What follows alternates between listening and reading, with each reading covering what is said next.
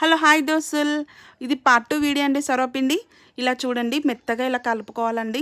చపాతీ పిండికి ఎలా కలుపుకుంటామో అలా కలుపుకోవాలి. అండ్ ఒక ముద్దలాగా తీసుకొని అల్యూమినియం గిన్నె తీసుకోవాలండి. కొంచెం లావు గిన్నె తీసుకొని ఒక ముద్దలాగా తీసుకొని పిండిని మొత్తం చుట్టూ కూడా అప్లై చేసేసేయాలండి. కొంచెం స్ప్రెస్ చేసుకుంటా చుట్టూ అంతా కూడా స్ప్రెడ్ చేయాలి.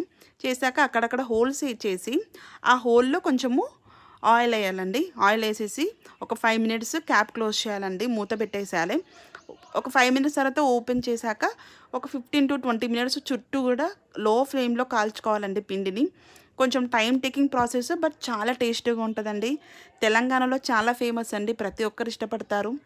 అండ్ దీనికి కాంబినేషన్గా కొందరు పల్లి చట్నీ కూడా తింటారండి. మేమైతే పల్లి చట్నీ తింటాము, లేదంటే ఊరికే కూడా తినేయచ్చు. స్నాక్ లాగైతే చాలా ఇష్టపడతారండి పిల్లలు. చూడండి, ఇలా చుట్టూ కాల్చుకోవాలండి, నీట్గా ఉంటుందండి.